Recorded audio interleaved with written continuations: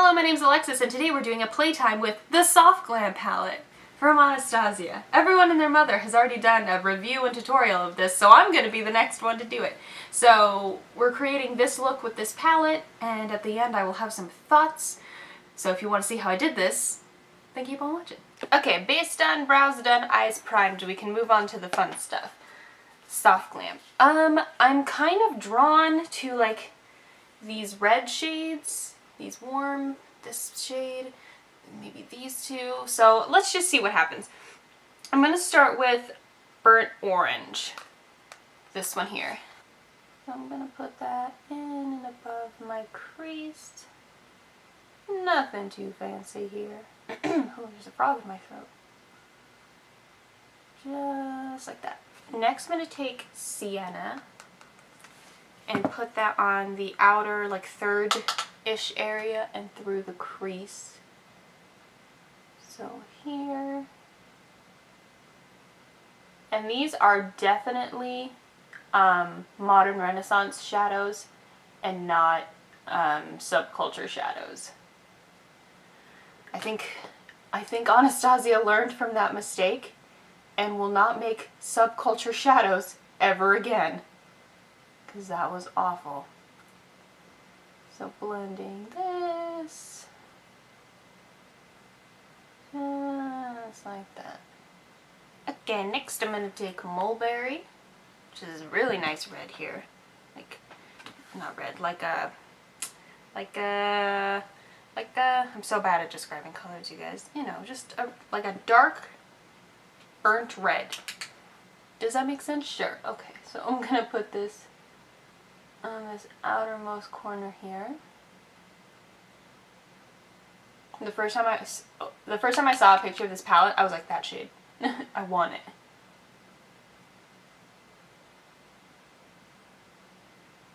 Okay, and then just blend it all together. I'm going to put a little bit in the crease too. Just a little bit.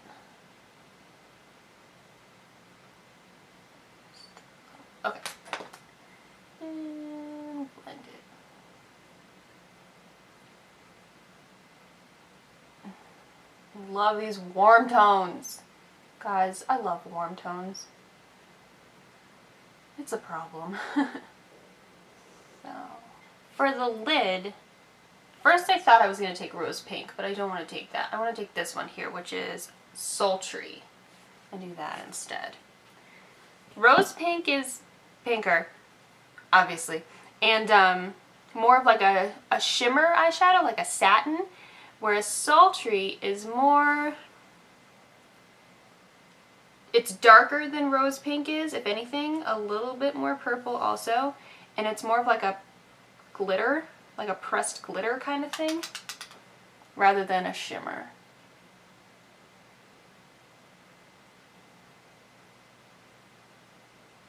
Ooh, yes. Ooh, yes. Ooh, yes. It's not coming up as, like, purpley on the camera as it does in real life. Looks very neutral in the camera, but in real life it definitely has some purple to it. Ooh, yes. You can see I'm not using a glitter glue or anything. It's just going right on the skin. No problemo.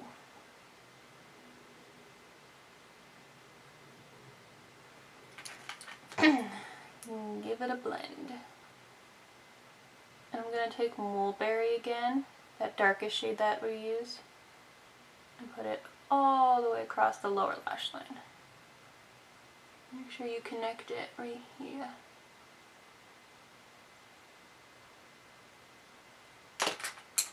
And give it a blend. For the inner corner, I'm going to use Fairy, which is like really yellow, but I like how it looks.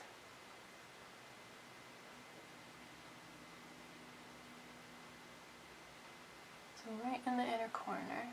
And for the brow bone, I'm just going to take, Tempera. And put this right there.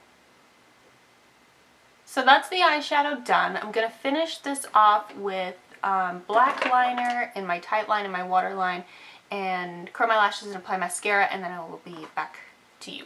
So here are the eyes done. Definitely a me look. Nice and warm and sultry and, dare I say, sexy. Just kidding, I'm not sexy, but I'm really liking this. Makes my eyes look really brown also, the colors that I've chosen to use. But, geez, okay, let's finish off the face and then we'll get into my thoughts. Kevyn Aucoin Sculpting Powder for a little bit of cheekbone. Bronzing with Too Faced Chocolate Soleil, and I'm not going to show you how sad my current Chocolate Soleil is because it's pretty sad looking. Just know that it's Chocolate Soleil. For blush, I'm using the Hourglass Ambient Lighting Blush. This one is Mood Exposure. I've been loving this blush again. I've been wearing it at work also. Just such a good nothing blush.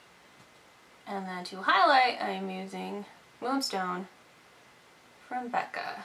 So on the cheekbone, up and around the brow, down the nose, and I'm just gonna put a tone on my Cupid's bow. And then for the lip, I'm gonna use the Smashbox Always On liquid lip. This one is in Stepping Out. So here's the finished look. I love it. I love it. It's definitely, this is such a me palette, such a me look. I love it. Okay, here are some thoughts on Soft Glam. I love it. They did the right thing by making this formula the same as Modern Renaissance. The only gripe I have with this, like, I love the colors. This is totally, like, even the girls at work were like, this is a you palette, and I was like, I know. Like, I love the colors, I love everything. Here's the thing that bothers me.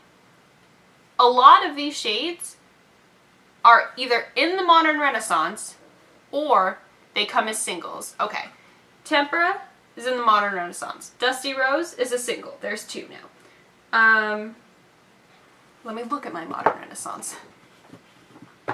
Alright, yeah, Tempera is in the Modern Renaissance. Dusty Rose you can get as a single. Let's see, what's a... Burnt Orange is in the Modern Renaissance. Sienna you can get as a single, I believe. Cypress Umber is in the Modern Renaissance. And Noir you can get as a single. That's 6 shades. There's 14 shades in here. And 6 of them are already in another palette, or you can get them as a single. Why did you do that? Why did you do that? That's the only thing that bothers me about this palette. If you're looking for like a great beginner palette, like if you're just getting into makeup and like you want to keep it neutral, whatever, this is a great starter palette, I think. But for someone who has a massive collection of eyeshadows such as myself and who has the Modern Renaissance, there's 6 shades in this that I already have. That's the only thing that bothers me. I don't understand. I don't understand. That's it. The black I get, sure. I love palettes with black. If I were to make my own eyeshadow palettes, every palette that I make would have a black in it. That's just how I am as a person. The black doesn't bother me. It's all of the, like, basics, basically, that are in here that I already have in this one. So that's my only gripe with this palette. If that doesn't bother you, go right ahead. I mean, obviously I bought it, so it doesn't bother me too much. But maybe that's something you didn't think of. That's something you might not have considered already. So that's that.